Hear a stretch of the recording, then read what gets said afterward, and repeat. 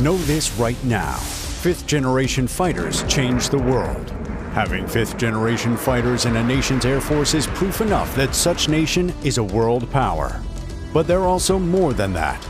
They're the weapon you call on when you want to win a war. But it's a double-edged sword. Losing such fighters in the middle of a war is a sign that something is wrong, that something is very wrong. And it indicates to the enemy that you aren't so invincible after all. So apparently, Russia isn't so invincible after all.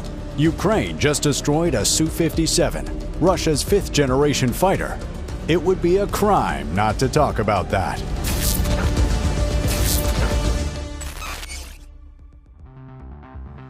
The Su-57 is Russia's latest and most advanced fighter yet.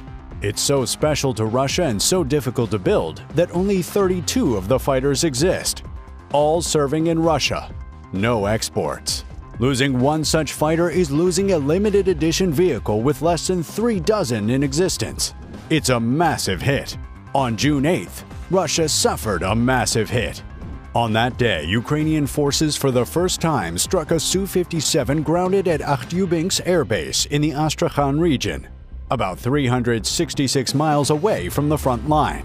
This was the first time ever a fifth-generation fighter would be lost to fire, which is quite a shame considering one of the Su-57's closest rivals, the F-35 Lightning II, has over 1,000 units built. Known to NATO officially as the Felon, the Su-57 is a single-seat twin-engine multi-role fighter.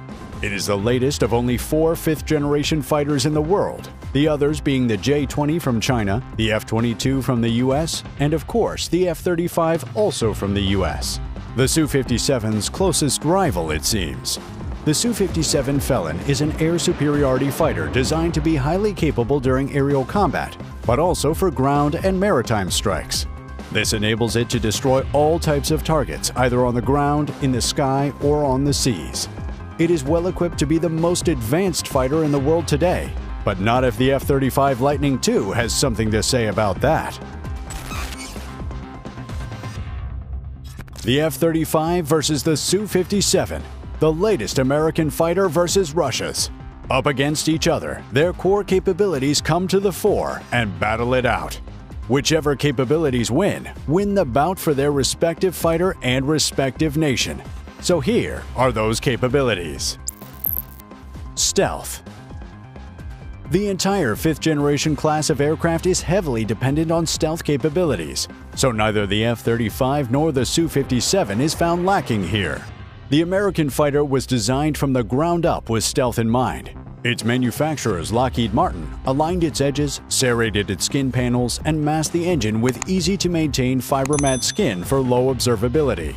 They also reduced infrared and visual signatures, enabled the reflection of radar waves, and used strict controls of radio frequency emitters. The result is a radar cross-section lower than that of a metal golf ball. The Su-57, which is the first aircraft in Russian military service to emphasize stealth, claps back with aligned edges of its own by carefully angling the leading and trailing wing edges, control surfaces, and serrated skin panels to reduce the number of directions the radar waves can be reflected. Its canopy is coated with 70 to 90 nanometer thick metal oxide layers with enhanced radar wave absorbing to minimize the radar return of the cockpit by 30% and protect the pilot from the impact of ultraviolet and thermal radiation.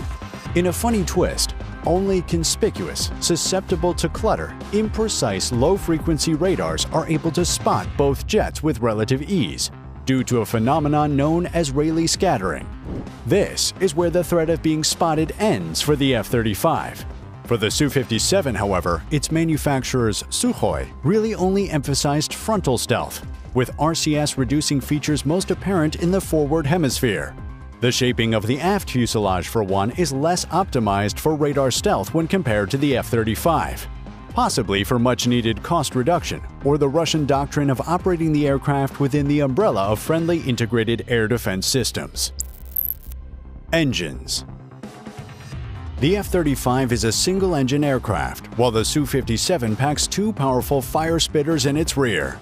On the F-35 is the Pratt & Whitney F135 low-bypass augmented turbofan that provides 43,000 lbf of thrust with afterburner, thrusting the jet to a top speed of Mach 1.6, 20% slower than the Mach 2 top speed of the Super Cruise-capable Su-57 with afterburner engaged, thanks to a pair of NPO Lyulka Saturn Izdalia 117 that produce a combined thrust of over 63,000 lbf.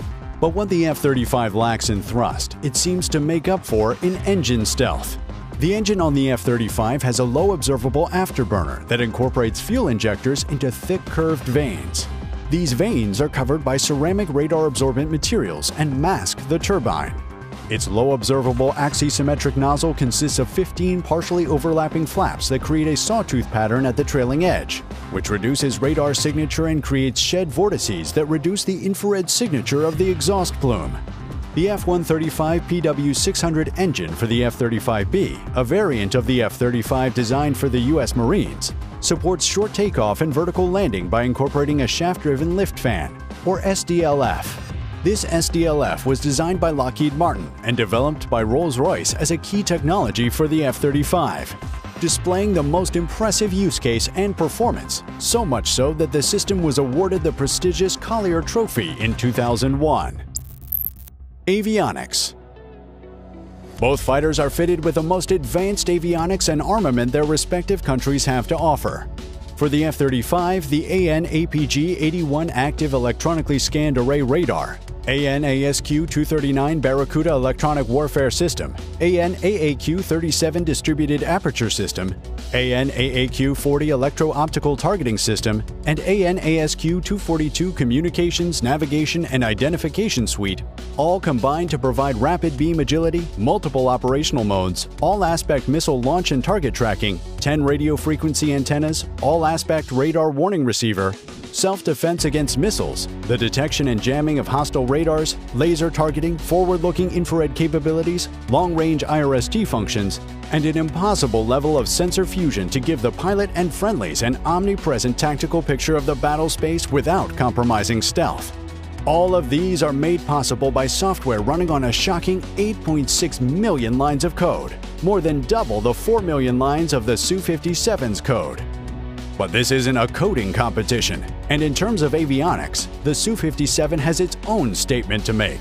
Its central integrated management system fuses all the data from the SH-121 radar and electronic warfare radio electronic system, the 101KS electro-optical system, multiple N036-101X band active electronically scanned array ASA radar, and two N036L101L band transceivers for friend or foe identification and electronic warfare. For the total integration of avionics systems, maximization of pilot situational awareness, and reduced workload. Still, the priority for the Su-57 is air superiority and thus has fewer avionics systems than the multi-role F-35. Weapons. To preserve their stealth profiles, both fighters by default carry their weapons internally, although they both have external hardpoints to carry weapons when stealth isn't of topmost priority. The F-35 has 4 internal hardpoints and 6 external hardpoints that combine to hold up to 18,000 pounds of weapons. These weapons are a combination of the most advanced American air-to-air missiles, air-to-surface missiles, and anti-ship missiles. It also wields conventional bombs such as the GBU-53B Stormbreaker and nuclear bombs such as the B-61 Mod 12 nuclear bomb. For more rapid fire, the F-35 packs a 180-round 25mm GAU-22A 4-barrel rotary cannon that fires 3,300 rounds per minute. This is a far superior rate of fire to the 1,500 rounds per minute of the 30mm Gryazev Shipunov GSH-31 autocannon on the Su-57. There's a reason for this. The F-35, being a multi-role fighter, would be tasked with providing close air support to troops on the ground in a bid to replace the renowned A-10 Warthog.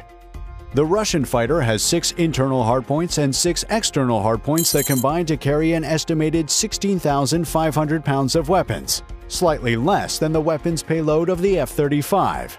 On its hardpoints is a combination of air-to-air missiles, air-to-surface missiles, anti-ship missiles, anti-radiation missiles, and conventional bombs. It's unclear if the Su-57 would be able to wield nuclear weapons like the F-35 can. It would appear that the F-35 is in fact more capable than the Su-57 in many ways, but perhaps its greatest advantage over the Russian fighter is its production line. Over 1,000 F-35s have been built since 2006, while Russia struggles to build the Su-57 in any significant numbers. Only 32 units of the fighter have been built since 2009, many of which can't currently take to the skies to protect their nation. And the ones that can are apparently being picked off and destroyed in the Ukraine war. The war has also reportedly slowed down the already slow production of the Russian fighter. So in a battle between the F-35 and Su-57, it'll be a case of entire colonies of hundreds of F-35s up against 24 Su-57s. It would be an unfair one, and the winner can be seen before a single shot is fired. So once again, know this right now. Fifth-generation fighters change the world. But given the recent disaster that fell on the Felon, they're no longer the invincible weapons they once were. And even if they were, they now have one another to destroy one another. It's about to be a whole new world. Whether it'll be one that fifth-generation fighters dominate or not, there's only one way to find out.